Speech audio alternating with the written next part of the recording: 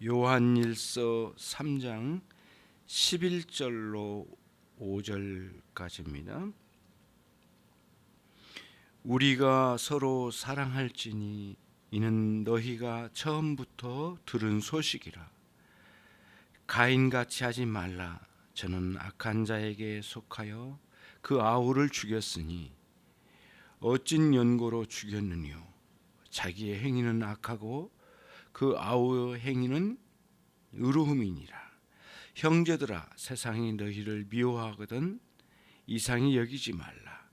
우리가 형제를 사랑함으로 사망에서 생명으로 옮겨간 줄을 알거니와 사랑치 아니한 자는 사망에 거하느니라. 그 형제를 미워하는 자마다 살인한 자니 살인한 자마다 영생이 그 속에 거하지 아니하는 것을 너희가 아는 바라.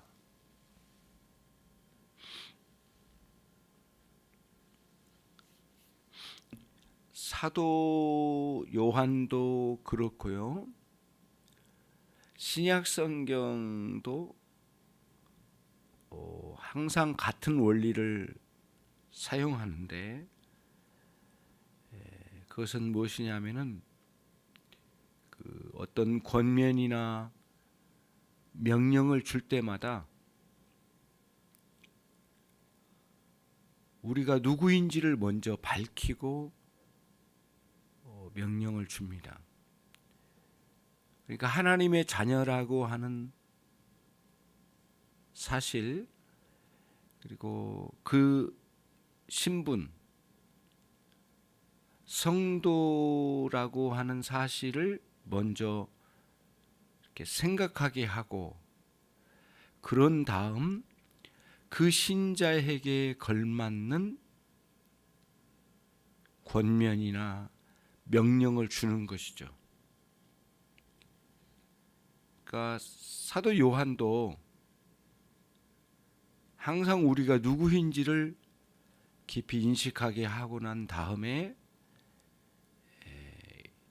오늘 말씀과 같이 명령을 주거나 또는 권면하고 이제 있는 거죠. 하나님의 백성이라면, 하나님의 자녀라면 그에 마땅한 생각과 또 그런 마땅한 마음과 또 생활이 있는 거잖아요. 그 생활이 곧 의로운 삶이라는 거예요. 그게 이제 신약 성경의 원리이면서 사도 요한이 항상 그런 논지로 우리에게 말씀해 주고 있는 거죠. 그러니까 의로운 삶이라고 하는 것은 하나님께서 원하신 뜻이 무엇인지를 아는 사람들이 살 수 있는 거거든요. 의로운 삶이라고 하는 것, 의라고 하는 것은 하나님으로부터 나온 것이고 또 하나님께서 구원하신 그 백성들을 향해서 원하신 바거든요. 그러니까 율법을 순종한다, 하나님 말씀을 순종한다라고 늘 말할 때 그 속에는 하나님의 속성과 하나님의 성품에 닮은 면이 그 안에 담겨져 있거든요. 그리고 하나님의 뜻이 거기에 담겨져 있어요. 그러니까 율법을 어기면 즉각적으로 하나님에 대해서 거역하는 것이 되는 거거든요. 만약에 율법에 그게 담겨 있지 않았다면 율법을 어겨도 하나님을 거역하는 것이 되지 않겠죠. 그런 차원에서 의로운 삶을 살도록 계속해서 지금 촉구하고 있는 거예요. 이제 왜 이게 중요하게 사도 요한에게는 다뤄졌을까? 그게 의문이잖아요. 다른 요소의 내용으로도 가르칠 내용들이 참 많을 텐데 왜 이러한 의의 삶을 살아라고 하는 말씀을 강조할까? 배경이 있어요. 당시의 이단의 등장은 상당히 심각했던 것 같아요. 다른 사도들이 먼저 세상을 떠나고 이제는 요한 사도가 초대교회를 이렇게 인도해 가는 그런 과정이었을 때에 이런 이단의 등장은 요한 사도에게 상당히 많은 경각심을 불러일으킨 것 같아요. 이들의 특징은 매우 특별한 영적인 진리를 깨달으면 충분하다라고 하는 생각을 가졌어요. 그러니까 삶을 어떻게 살든 간에 영적인 진리를 깨닫는 것으로 충분하다라고 생각을 하고 삶에 대해서는 그렇게 깊이 생각하지 않았던 사람들이에요. 이 이단들의 특징이. 영적인 특별한 깨달음이 구원에 이르게 한다라고 하는 생각을 가졌던 거예요. 거기서 나오는 삶이 어떤 것이든 상관없다고 하는 논리를 가졌던 거거든요. 그런데 여러분, 오늘날 또 이와 흡사한 경향이 나타나요. 뭐냐면은 정통 교리에 대해서 굉장히 강조하면서 삶으로는 실천해 나가지를 않아요. 자기 삶이 그 정통 교리에 따르지를 않는 거예요. 이런 경향이 인간에게는 누구나 있거든요, 이게. 삶으로 온전히 순종해 나간다라고 하는 것, 자신이 알고 있는 교리에 대해서 온전히 그 순종한다는 것은 완전한 일은 완전하게 할 수 있는 사람은 없을 거예요. 그만큼 삶으로 살아낸다라고 하는 것은 더딘 거거든요. 이렇게 사람의 연약함을 이용한 거죠, 이 영지주의자들은. 그래서 어떻게 살든 문제가 되지 않고 결국에는 자신들이 말한 거짓된 거지만은 영적인 특별한 깨달음만 가지면 충분하다라고 하는 이러한 거짓된 가르침을 퍼뜨릴 때에 요한 사도에게는 아주 중요하게 다뤄야 될 요소가 신자에게 뒤따르는 삶이 무엇인가, 자신이 믿는 교리, 자신이 믿는 진리를 삶으로 구현해내지 않는다면 그 사람은 진정으로 그 진리를 알지 못할 뿐만 아니라 소유하지 못한 사람이라고 하는 것을 사도 요한은 여기서 쭉 그런 논지로 펼쳐가는 거예요. 그래서 먼저 너희가 누군지를 생각해 보라. 그리고 너희는 지금 어떻게 살고 있느냐. 만약에 너희가 하나님의 자녀라면 자녀다운 삶을 드러내야 되지 않겠느냐. 그거를 사도 요한이 지금 강조하고 있는 것이죠. 그래서 10절 말씀에서 어제 우리가 들은 내용인데 하나님의 자녀들과 마귀의 자녀들이 나타나게 된다는 거예요. 무엇으로요? 자신들의 삶으로 드러내고 있더라는 거예요. 그게 필연적으로 나타날 수밖에 없다는 거예요. 형제를 사랑하지 않는 것도 마귀에게 속한 거다. 아주 강한 어조로 이야기한 거죠. 이단에 휘말려 들어간 사람들이 조금 전까지 자신들의 형제 자매라고 생각했던 한 교우로 여기고 살던 사람들을 아무렇지도 않게 그냥 버리고 간단 말이에요. 그런 일들이 있더라는 거예요. 그거의 문제가 뭘까? 사도 요한은 형제 사랑하지 않음을 보여준 거란 거죠. 그러면서 이단으로 간 그 사람들이 마귀에게 속한 것을 명명백백하게 드러내 보여주었다. 그런 논지로 지금 이야기하고 있는 겁니다. 그러면서 그들이 진정 하나님의 사람들이라면 하나님의 속성과 하나님의 뜻이 잘 담겨져 있는 하나님의 그 율법을 순종해 나가는 삶으로 드러낼 것인데, 그러지 않기 때문에 그들은 마귀에게 속한 자들이다, 그거를 드러내고야 말았다, 이런 표현을 쓰고 있는 거예요.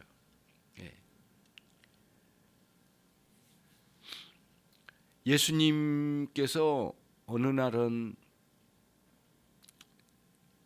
이 바리새인과 서기관들에게 큰 시험거리가 되는 질문을 받습니다. 여러 율법이 있는데 그 율법에 가장 으뜸되는 율법이 뭡니까? 이런 논지로 이제 예수님께 질문을 던지거든요. 예수님께서는 사랑을 주장하시는데 또 엄격하게 율법에 의해서 다스려져야 될 상황에 대해서는 충분하지 않는 것 같다라는 생각이 들어서 예수님께 나와 당돌하게 질문해요. 어떤 율법이 크고 작습니까? 왜 당신은 사랑만을 이야기하는데 모세의 율법에 엄격한 조치를 취하지 않는 태도는 모세의 율법을 따르지 않는 것 같습니다 라는 의도로 묻는 거죠. 사랑을 주장하자니 모세의 율법을 그르친 것 같고, 모세의 율법을 엄격하게 시행하자니 지금까지 주장해 오신 사랑이 무너진 것 같은 그런 곤란한 상황으로 예수님이 떨어질 것 같다라는 생각에 이 바리새인과 서기관들이 예수님께 질문을 던진 거예요. 어느 율법이 가장 큽니까? 진심에서 묻는 게 아니라 예수님을 곤란에 빠뜨리기 위한 질문이었죠. 주님은 매우 지혜로우셔서 그러한 시험에도 흔들리지 않고 대답을 해주셨어요. 마음을 다하고 뜻을 다하고 그리고 목숨을 다하여 주 너희 하나님을 사랑하라. 이게 크고 첫째 되는 계명이다. 그리고 둘째는 그와 같은 것인데 내 이웃을 내 몸과 같이 사랑하라. 이 두 계명이 모든 율법의 그리고 선지자의 대원리, 대강령이다라고 주님께서 아주 분명하게 말씀해 주셨어요.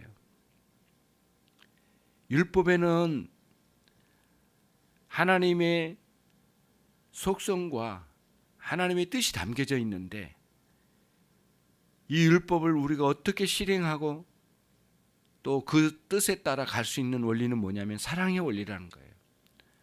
하나님을 향한 사랑과 이웃 사랑이 중심에 있다는 거예요. 예수님께서 마지막 고백의 설교를 요한복음 13장도 13장으로 16장의 기록으로 남겨져 있습니다. 거기에 주된 내용은 물론 성령을 보내주시겠다라고 말씀하시면서 두려워하지 말라라고 평안을 빌어주신 내용도 있지요. 그런데 거기에 중요한 계명을 주셨어요. 뭐냐면은 너희는 서로 사랑하라. 이로써 너희가 내 제자인 줄 알리라. 그리고 이것은 새 계명이다. 너희들이 새롭게 거듭난 이후의 삶의 특징은 서로 사랑, 이 사랑의 원리를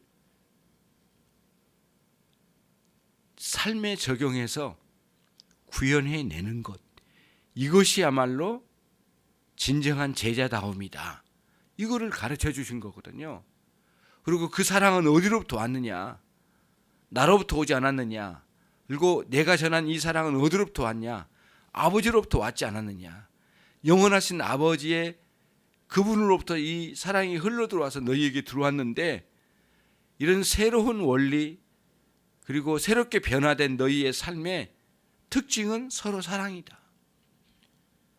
요한 사도는 이러한 내용을 예수님 면전에서 들었거든요. 그러니까 얼마나 강력하게 또 고별 설교로 들었단 말이에요. 유언처럼 들은 거예요. 그러니까 요한 사도에게는 굉장히 강렬하게 들렸을 거예요. 그리고 그러한 사랑의 메시지에 사로잡힌 요한 사도가 지금 맞닥뜨린 이 영지주의자들의 행태를 보면서 그거를 예수님께서 말씀하신 사랑의, 서로 사랑의 원리로 적용해서 딱 분별해 보니까 이게 얼마나 심각하게 문제가 있는가를 충분히 알았던 것 같아요. 그리고 이 논리로 자신의 그 성도들에게 권면하는 거거든요. 형제를 사랑하지 않는 그 중심에는 이미 하나님의 사랑이 없는 것이고 그리스도의 사랑을 모르는 사람들이고 하나님의 사랑으로부터 유래된 사람들이 아니란 사실을 드러낸 거 아니겠느냐. 그러한 특징을 부끄럽지만 그 왜곡된 그 특징을 저 이단들이 보여주고 있지 않느냐. 그러면서 지금 교회에 있는 남아있는 성도들에게 요한 사도가 이야기하는 거예요. 너희는 누구냐? 하나님의 자녀들이 아니냐? 하나님의 자녀라면 너희가 어디로부터 왔느냐? 나 예수 그리스도로부터 오지 않았느냐? 그 예수 그리스도는 아버지로부터 왔고, 그러면은 예수 그리스도는 어떤 사랑을 가지고 너희에게 왔었겠느냐? 아버지의 사랑이지 않느냐? 그리고 너희는 그 사랑을 받은 사람들이고 너희에게는 그 사랑을 할 수 있는 사람들이다. 그러면서 사랑의 논리로, 형제 사랑의 논리로 또 아버지의 율법, 하나님 아버지의 율법을 순종하는 의의 삶의 원리로 그들을 권면하고 있는 장면을 우리에게 보여주고 있는 것이에요. 그러니까 돌아보면 그거예요. 교리에 대해서는 굉장히 강조하지만 삶으로는 그거를 실천하지 않는 이런 행태는 다분히 반율법주의적인 사고방식에 빠져 있기 때문에 그래요. 정통 교리를 굉장히 강조하는데 마땅히 따라야 할 삶은 거기에 안 따라갈 때 오는 현상이 반율법주의적인 사고방식이 거기에 있는 거예요. 이건 매우 심각하게 우리가 다뤄가야 될 문제거든요. 교회 지체를 사랑하지 않는다? 자기 가족을 아끼지 않는다? 이건 그야말로 반율법주의적인 사고방식에 깊이 빠져 있는 거예요. 그러면서 사람들이 자신의 영적인 상태를 굉장히 높이 끌어올리는 것으로 전부인 것처럼 생각하면 안 된다는 거죠. 소위 말하는 이제 예배 열심히 드리고 열심히 기도하고 매우 중요하고 마땅히 해야 될 이 일은 놓쳐서는 안 될 일이거든요. 그런데 가족을 아끼고 남편을 사랑하고 아내를 사랑하고 특히 교회의 지체를 사랑하는 이런 삶에 있어서 이거를 망각하거나 가볍게 여긴다면 결국에는 정통 교리도 버린 것이고 하나님의 뜻도 다 짓밟아버리고 멸시하는 것이고 그렇게 되는 것이죠. 그래서 예수님께서 말씀하신 새 계명을 내가 너희에게 주노니 너희는 서로 사랑하라. 이로써 너희는 서로 사랑함으로써 너희는 내 제자인 줄 알리라. 이 새 계명을 새롭게 그들에게 각인시켜 주셨던 이유가 분명한 것 같아요. 잘못하면 예수님은 이런 분이야. 예수님은 내가 만난 분인데 이런 분이야. 이거 똑바로 알아. 이것만 계속해서 사도들이 가르치고 삶으로 서로 간에 사랑하고 아끼고 그들을 품어주는 데 있어서 소홀히 했다면 소홀히 했을 가능성이 굉장히 많거든요. 자신들이 깨달은 것은 이 세상에 누구도 알지 못하는 걸 깨달았으니까, 자신들이 알고 있는 영적인 이 깨달음은 상상을 초월하는 강력한 인식으로 다가왔으니까 이거를 알려주는 게 얼마나 중요하겠느냐고요. 까딱 잘못하면 서로 사랑하는 일에 있어서 소홀히하고 가볍게 여기고 멸시할 가능성이 많아요. 지금 가족이 중요하냐, 예수를 전해야지, 남편이 중요하냐, 아내가 중요하냐, 지금 예수를 전해야지, 이럴 가능성이 굉장히 많은 거예요. 그런데 주님은 너희는 서로 사랑하라, 새 계명을 주노니 이로써 내 제자인 줄을 증명해 내느니라. 내 제자라면 서로 사랑해야 된다. 너무너무 중요한 말씀을 주신 것 같아요. 이게 고별설교의 핵심 가르침이라고 하는 것은 참 놀랍죠. 사실은 예수님께서 이거를 아셨을 것 같아요. 아시니까 말씀을 하셨겠죠. 특별히 뭐가 예측됐어요? 내가 이렇게 고별설교를 하고 돌아가고 난 뒤에, 하늘로 승천하고 난 뒤에 성령의 강력한 임재를 통하여 엄청난 영적 경험을 하게 되면 이거를 강조하면서 사람들에게 가르칠 거다. 그런데 까딱 잘못하면 이들이 서로를 사랑하고 가족을 아끼는 면에 있어서 거의 가볍게 여기고 멸시하고 짓밟아 버릴 가능성이 매우 많은 속성을 지녔거든. 인간이란 한쪽으로 치우쳐진 속성이 강하거든요, 인간은. 그래서 이 마지막 고별 설교에서 주님께서 주신 것 같아요. 사도 요한은 오늘 매우 강력하게 우리에게 이야기해 주고 있지 않습니까? 14절에 우리가 형제를 사랑함으로 사망에서 생명으로 옮겨간 줄을 아나니 알거니와. 그러니까 뭐예요? 죽음에서 생명으로 옮겨진 이 구원의 엄청난 변화가 일어났는데 그것을 무엇으로 드러내야 된다고요? 형제 사랑으로 드러내야 된다는 거예요. 이게 드러나지 않는다면 너는 사망에서 생명으로 옮겨진 것을 증명하지 못하고 있는 거라는 거예요. 구원받은 성도입니까? 정말 사망에서 생명으로 옮겨진 사람이라고 스스로를 자부합니까? 형제를 사랑해야 되는 거예요. 그러니까 우리들이 단순히 의무이니까, 사명이니까 감당하는 사랑이 아니에요. 우리 안에는 이미 구원받은 성도라면, 하나님의 자녀라면, 그리스도인이라면 그들 안에는 사랑이 있는 거거든요. 그러니까 용서하지 못한 사람은 용서의 은혜가 없는 사람이에요. 사랑하지 못한 사람은 그 사랑이 없는 거예요. 하나님의 사랑이. 그거를 보여주고 있다는 거예요. 그러니까 우리 안에 부정할 수 없는 사랑, 우리 안에 무시할 수 없는 그 은혜가 있잖아요. 예수님으로부터 우리에게 흘러들어왔습니다. 그 근원지는 예수님께서 말씀하신 대로 아버지이신 하나님이세요. 그 영원하신 하나님의 사랑으로부터 우리 그리스도로 말미암아 우리에게 부어졌는데, 성령의 역사하심을 통하여 이 일이 우리에게 이루어지게 되었잖아요. 이것을 잘 인식하고 사망에서 생명으로 옮겨진 우리들이 정말 서로 사랑하는 원리를 따라 오늘 또 깊이 실천해 나갈 수 있는, 그 사랑을 인식하고 그렇게 실천해 나갈 수 있는 우리 모두가 되어야 되겠습니다. 주님 감사합니다. 오늘 또 소중한 말씀을 주시고 또 그 말씀을 따라 생각하게 하시고